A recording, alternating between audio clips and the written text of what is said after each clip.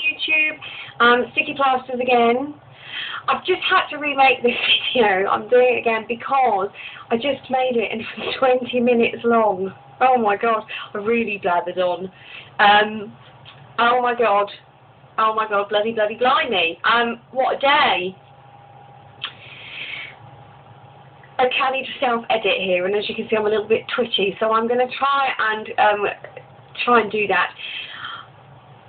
The reason that I'm a bit crazy and scatty today is because when I was in Tesco's, of all places, I had a phone call from the lady at the hospital group telling me that they have a date available for the 28th of December. Oh my god. Which is exactly what I wanted. When does that ever happen?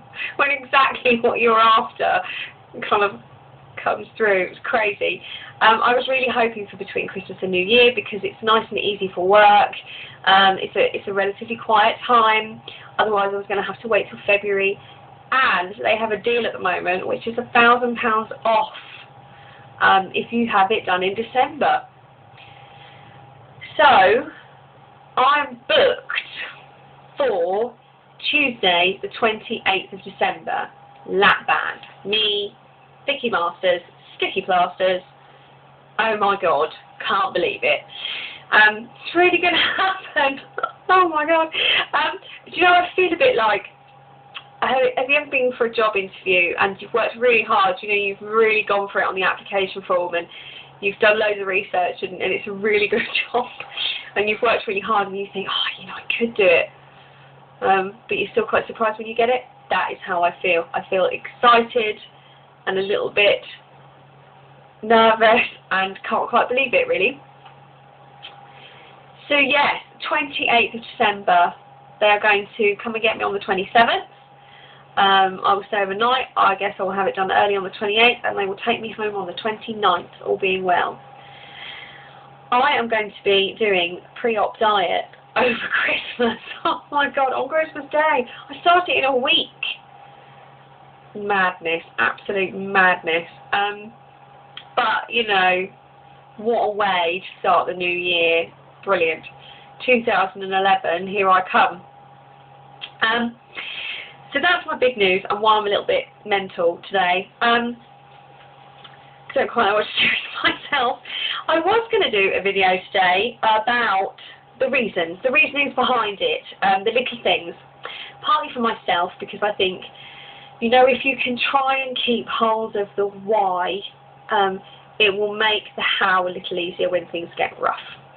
So you know what, when I'm sat there fed up of chewing 30 times before I can swallow, fed up of a liquid diet for a week at a time, or, you know, all of the other trials and tribulations that are going to come with this hugely challenging journey that I'm about to begin.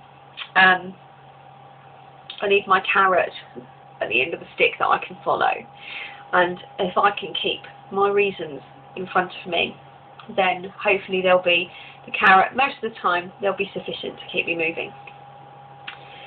I was thinking about making some kind of collage or something and sticking it on a treadmill so I can keep running towards it. I'm going to get a treadmill. Madness. I've got it in my head that I want to run, and I've been thinking about this for weeks now. I think it's Founded Wendy, maybe. She was like so energetic and full of life after she's run, and I've never been able to run. I've got little short fat legs and huge boobs, so I'm not built for running. But I reckon I could do it. Why not? Especially now I'm not smoking. 2 weeks of not smoking, by the way. So reasons. Okay, for me, first things first, health. Absolutely the primary reason for this. I am 5'2", maybe 5'1", 5'2", and I weigh 17.5 stone. And that has got to be a good, I don't know, 7, 8 stone overweight, over 100 pounds, 115 pounds overweight. That's much too much. I have a BMI of something like about 46%, 47%. I'm nearly 50% fat. It's absurd. I've mentioned my parents before, and that they both died quite young, 57 and 63, which I consider to be very young. And they both died of cancer. Now, we all know that cancer risk is greatly improved with obesity, and my chances of cancer are quite significant because I have 2 parents that died of it. So I can't have, there's no guarantees, you know, I can't wipe it out. I could do everything in the world, be the fittest person in the world, and it could still get me. Something's going to get me one day, but I hope there's going to be a very, very, very long time away from now after I've lived a full and active life. And that's obviously partly for me, and for my partner and my family and my loved ones. But it's also for my children, which is a weird thing to say because I don't have any children yet. But my partner and I would like to start a family. And just to begin with, you know, being overweight, particularly this overweight, when you're looking at being pregnant, is really unhealthy. For me, it's not healthy for the baby. The risks are much higher. And I don't want to do that. And also it's about passing it on to children. Now, I'd always sort of had it in my mind about the passing on of healthy relationship with food to the children, the passing on of, you know, having parents that are fit and healthy and good role models, because, you know, it's a big impact. But I went to a children's health conference in London a couple of weeks ago as part of my work, and there was a professor there who actually was talking about some research into genes, which says, you know, we can't change our genes. We have the genes we have, and that's it. But we can potentially have genes that lie dormant or are activated by behaviours and lifestyle. And actually, if you are a great big fat unhealthy, you know, scoffy person during pregnancy, you're much more likely to activate the obesity and early death genes in your children. That's pretty bloody grim, actually. I want to activate those genes in my children. I want to activate the fit and healthy, live long and happy genes in my children, as we all do. So yeah, health. My health, their health. And you know what? I don't want them to have to go through what I did, losing their parents young, because it's the hardest thing in the world. And I would save them from that if I can. So that's the health side of things. Vanity. I'm not going to go on about this for a long time, but I'm not going to lie. The vanity is, of course, a factor. I want to look better. I want to be able to, on a summer's day, you know, throw on a pair of jeans and a little vest top and go out and look great. I want to be able to wear a dress to a party and not feel like a man in drag. I want to be able to wear a little skirt and knee-high boots and look good. You know, I want to do all that. Of course I do. You know, of course I do. So definitely vanity. You know, I want to be hot. Who wouldn't want to be hot? And that's for me, and it's for my partner. And you know, it's about being sexy as well. It's about feeling sexy.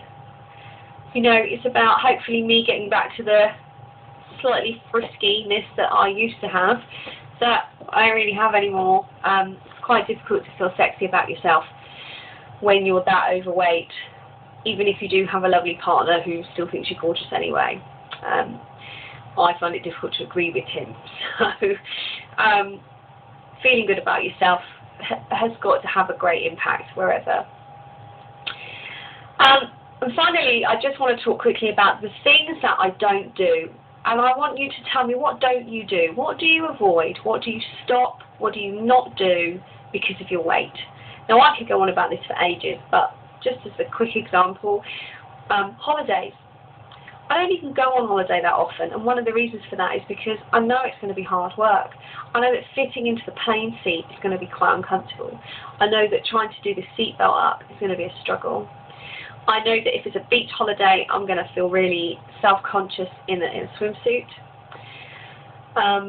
If it's a city holiday, I'm going to struggle to walk around and keep up.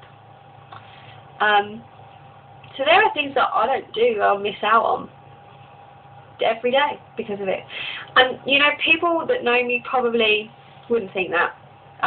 I come across quite a confident person, and you know, people wouldn't think that I'm the kind of person that would miss out on anything, but I do. I really do avoid things and miss out on things that are so subtle sometimes even I forget how many they are. We went to Prague recently and people were on segways, doing a segway tour, going up and down the hill on these little scooter things. I thought it looked brilliant, but I didn't give it a go because I don't want to go over there and for them to tell me there's a weight limit and I can't even go on one. And even if that doesn't happen, I don't want people pointing and laughing at the fat girl trying to get up the hill on the back of a Segway. Family parties. I have a family party on Wednesday. My niece's 30th birthday party. Yeah, I know, it's confusing. My niece is 3 years younger than me and married with 3 children. It's weird. And I'm going to feel my family there, and I love my family. I love them all dearly. But, you know, family parties generally make me feel really uncomfortable because I'm the fat one. And I'm fatter than my sisters, fatter than my nieces. I'm not that good at drinking anymore, so I can't hide behind that. And, you know, they'll probably want to dance and have a boogie at some point, and I'll be embarrassed about the whole fat dancing thing. So, you know, I can't even relax and enjoy my family party because of this weight. I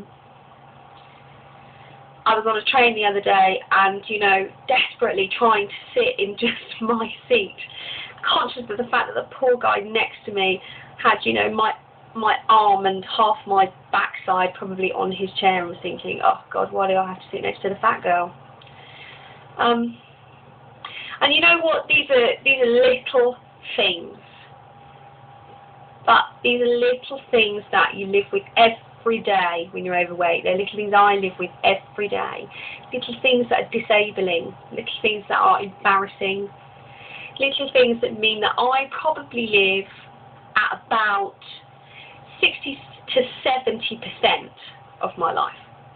I live at 60 to 70%. Well, I want to live at 100%. And apparently the band is between 30 and 40% of the hard work that I will need to do to lose the weight. So somewhere in there, there's 100%. And I'm hoping that it's going to give me the last 30 to 40% that I need to make me feel confident and comfortable enough to live life to 100%. So I'd love to know what you guys miss out on. What are your reasons? What are your real drivers? I'm going to shut up now, otherwise it's going to be another 20-minute video. So 28th of December, oh my God. And I'll catch up with you all soon. Take care. Bye.